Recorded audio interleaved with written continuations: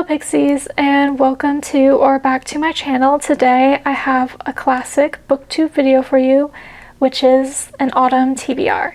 And while I know the summer TBR was one of the last videos up on this channel, I do have a backlog of some summer content for you that will be going up in the upcoming weeks. But I wanted this video to go up either on the first day of fall or on the first day of October. I guess we'll see when it goes up. I'm hoping it will go up tomorrow. But I'm going to be doing it a little bit differently than I did the summer TBR. So if you watched the summer TBR, I talked about a whole lot of books that I wanted to read. And I did read a lot of those. However, I didn't read everything. So I thought maybe I'll do it a little bit different this time and only talk about 10 books that I would really like to read. And most of the books on this list are actually standalones. There's only 3 books on this list, actually, that are a part of series. So I'm going to go through these 10 books. I'm going to be popping them up on the screen because I'm still in the process of moving. And I don't know where all these books are, nor do I even own all these books or own all these books anymore. And to make up for the fact that I don't have my bookshelves, I don't even own bookshelves yet except for one, but I don't have the one set up or books on it. We are in the bedroom and it's not really giving autumn vibes, so I brought my cat in her bed and now it's bath time. I thought it would be cute because she's a very autumnal Halloween cat and she's very cute, so she's gonna be here. And maybe I'll put the book somewhere up here. Maybe, I don't know, we'll see. And yeah, I'm gonna go through the 10 books that are on my autumn TBR. So let's just get on into it. The first book on this list is one that has been on my fall TBR for at least the last 3 years, and I still have yet to read. And I've been dying to read it, but I feel like it is a very autumnal book, so I can only read it during autumn, and autumn's usually a very busy season for me, so usually I don't get a lot read. However, I'm hoping this year will be different, and that book is Liesl and Poe. Now this is a middle grade ghost story. So we follow Liesl, and Liesl is basically being psychologically or emotionally abused by her step-parent, and she's not doing well, and she's very sad and she's very lonely. And so she becomes friends with the shadows on the walls, and one of those shadows one day turns into a ghost, and that is Poe. And on the same little spectrum, I really hope you can't hear the air conditioner right now, but on the same, another storyline is that there is an apprentice to some kind of magical person, and that apprentice loses a very important object, which means that Liesl, Poe, and the apprentice have to go on a journey to retrieve this object. And while I know that explanation wasn't 100% perfect, just the autumnal vibes of being friends with a ghost like Casper, but different, seems to be such a good autumn vibe. And it's a fairly short book, and I've been dying to read it, so that's why this is the #1 book on my autumn TBR. Next up, I have a book, which is a book that I have started before but never finished, and that is Serpent and Dove.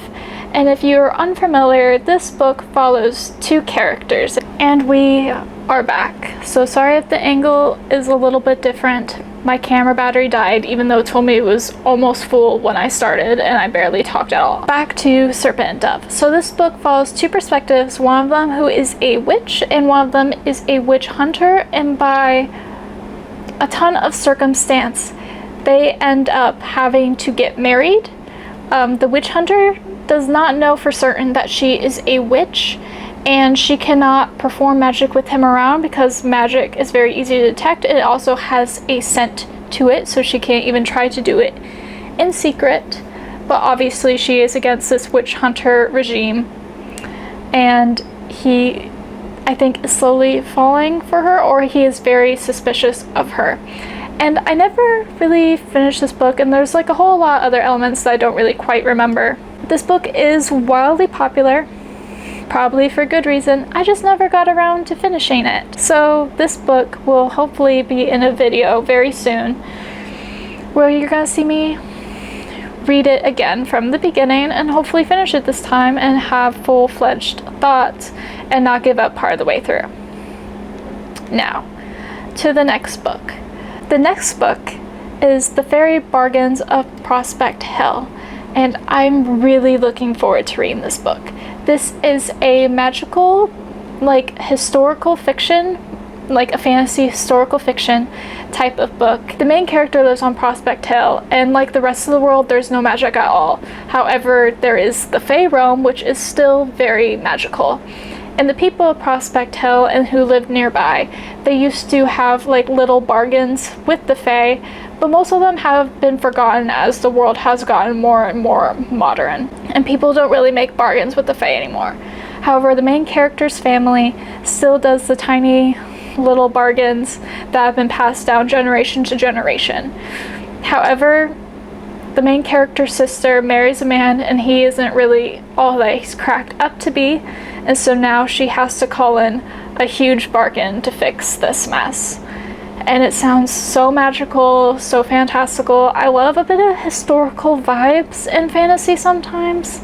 I don't know what it is about it. It doesn't always work out for me, but I love books like The Magician's Daughter and Half a Soul, and even Sorcerer of Thorns kind of has that historical vibe. So I'm really hoping that this is a new favorite for me, and I'm super looking forward to reading it. I don't know if it necessarily is set in the autumn or has super autumnal vibes, but this is a book that I am dying to read very, very soon, so it's on the TBR. Next up is a book I don't really have an explanation for. And if you're like, so, why don't you have an explanation for this book? And the simple fact of the matter is that I don't really want to be spoiled because this is a classic, and this is Dracula.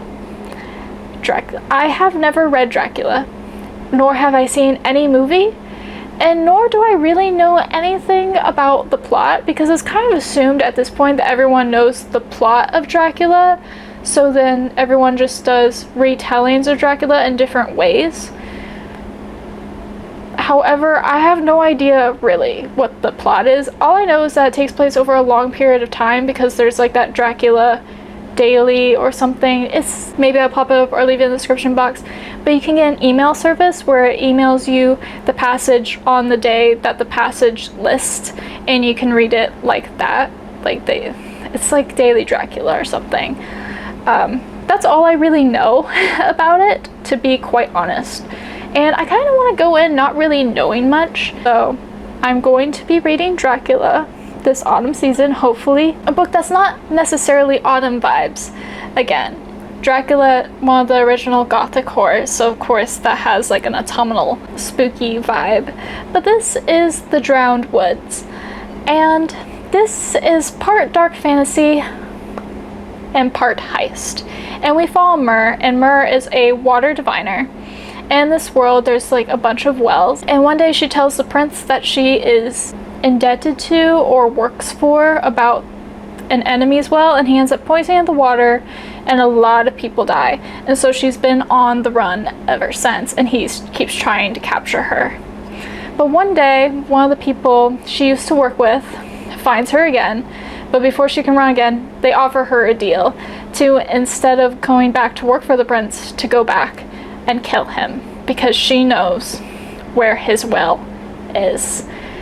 And there's a ragtag team, there's a corgi, there's a cursed, like, fae, there's like a fae cursed character, and this really intrigues me. And magical heist is a genre that I don't really think is explored quite enough. A booktube favorite, and one of my personal favorites, is Six of Crows, which is a fantasy heist, but could give me a similar vibe to Six of Crows. So that's really what I'm hoping for. And the next book is The Night Circus. And The Night Circus is about a circus where there's like this magical, spectacular element. However, it's more vibes and like plot heavy.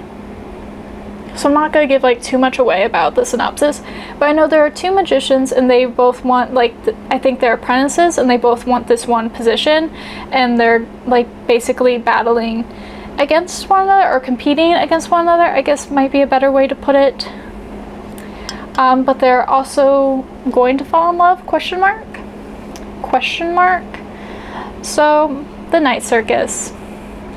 People either love or hate this book. I feel like a lot of people love it more than they hate it. I've never given it a chance, so that is what I would like to do this autumn season, because I feel like it has great autumn vibes. So many people have put on their autumn recommendations list, and this year I'm hoping to list. The next book up is a bit different than the others because this isn't really a book, but this is a collection of short stories, and this is Toil and Trouble. And these are 15 stories about witchery and women and magic. And that just honestly sounds like such a vibe. So I would like to read some short stories. I think they might be fun. And I'm very intrigued by this book. And also the title. The title is so cute. The second to last book on this list is one that I have been dying to read, and that I did own until recently. But you'll hear more about that later. And that is The Wicked Deep. And The Wicked Deep, three sisters, or three girls, I don't know if they're sisters, three girls, we're just gonna say girls, were sentenced to death for witchery a long time ago, for witchcraft, for performing witchcraft. And their feet were tied with stones, and they were drowned. But now every summer they come back. They possess weak-hearted girls, and they lure boys into the water and drown them as their revenge, because this is the story of their revenge. And we're going to follow Penny, who is a girl who lives in this town, and Bo, who is a boy who arrives the day before these events start to happen. They both are keeping secrets from one another, and Penny has to choose whether to save Bo or herself. And this is a book I've been dying to read. It's got that gothic fantasy vibe, and I'm so here for it. I'm hoping for another Juniper and Thorn, something that I'm absolutely obsessed with and that I think about literally every single day of my life.